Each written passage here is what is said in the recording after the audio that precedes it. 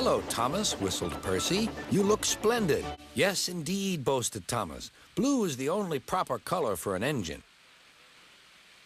Oh, I don't know. I like my brown paint, said Toby. Thomas was grumpy in the shed that night. Toby thought it a great joke. Fancy allowing cows to break your train. You couldn't help it, Edward. They've never met cows. I have, and I know the trouble they are. Well, well, well, chuckled Edward. Two big engines afraid of a cow. Peep, peep. We're late. Where is Thomas? He doesn't usually make us wait. My driver says I only need some paint, polish and oil to be as good as new. But my master says I'm old-fashioned. People say I'm old-fashioned, but I don't care. Late again! Edward laughed and James fumed away. Edward is impossible, he grumbled to the others. He clanks about like a lot of old iron, and he is so slow, he makes us wait. Old iron? Slow? Why, Edward could beat you in a race any day. Really, I should like to see him do it. So, the old iron caught you after all. I say, you engines, I'm to take some freight cars to Thomas's Junction. Sir Topham Hatt chose me especially. He must know I'm a really useful engine. More likely he wants you out of the way. Do you know what? Asked Percy. What? Grunted Gordon. Do you know what? Silly, said Gordon. Of course I don't know what. If you don't tell me what is. He seems a simple sort of engine. We'll have some fun and order him about. Quack, quack, quack, quack, wheesh!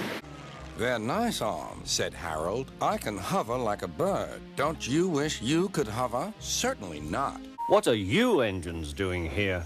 Hissed Henry. This shed is for the Fat Controller's engines. Go away. Silly things, Henry snorted. They're not silly. They are silly, and so are you. Water's nothing to an engine with determination. Huh! Anyway, said cheeky Percy, I'm not afraid of water. I like it. Once an engine attached to a train was afraid of a few drops of rain. Well, well, well, chuckled Henry. Did you like the water? No. I am surprised. You need more determination, Percy. Water's nothing to an engine with determination, you know. Perhaps you will like it better next time. We are revolutionary. Oh, said Duck. If you're rev-a-thingamy, don't you want this lot? No, thank you. And I've taken all this trouble? Why didn't you tell me? You never asked me. Besides, said Duck, you were having such fun being whatever it was you said. Goodbye. You tell tales about us to the cars. I don't. You do. I don't. You do. Duck called me a galloping sausage. Rusty red scrap iron. I'm old square wheels, fumed Henry. Beg pardon, sir, gasped Duck. Excuse my intrusion. No, I won't, said the barber. You've frightened my customers. I'll teach you. And he lathered Duck's face all over. Poor Duck. You're a muckle nuisance, said Donald. It's to leave you behind I be wanting. You can't, said the brake van. I'm essential. Ah, are you? Donald burst out. You're nothing but a screeching and a noise when all's said and done. Spite doggy, would you? Take that. Oh, oh, cried the van. There's more coming should you misbehave. The van was in pieces. Hello, Percy. It's nice to be back. Percy jumped.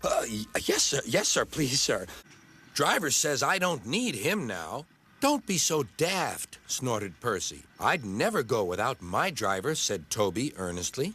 I'd be frightened. Our drivers examined a patch of oil. That's diesel, they said. It's a what'll?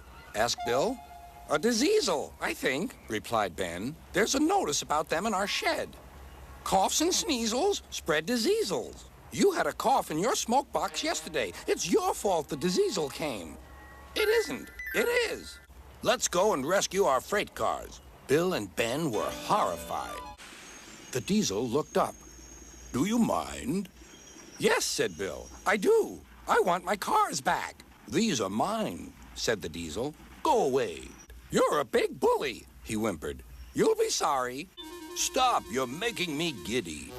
The two engines gazed at him. Are there two of you? Yes, we're twins. I might have known it. Shut up, burst out Duck. You're all jealous. Edward's better than any of you.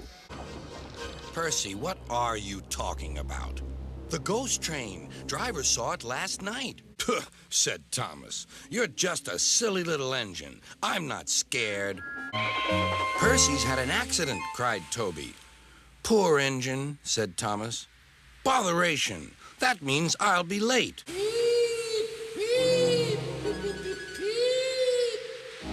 Let me in! Let me in! No, no, not by the smoke on my chimney, chim. I'll chuff and I'll puff and I'll break your door in. Oh, dear, exclaimed Thomas. It's getting late. Oh, I'd no idea. Oh, I must find Annie and Clarabelle.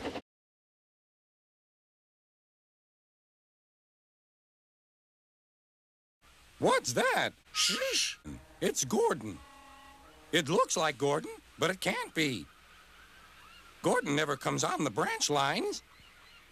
He thinks them vulgar. If it isn't Gordon, it's just a pile of old iron, which we'd better take to the scrapyard.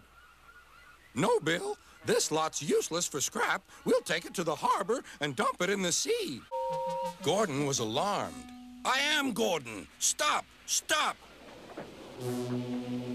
When Boko suddenly arrived, Gordon thought him the most beautiful sight he had ever seen.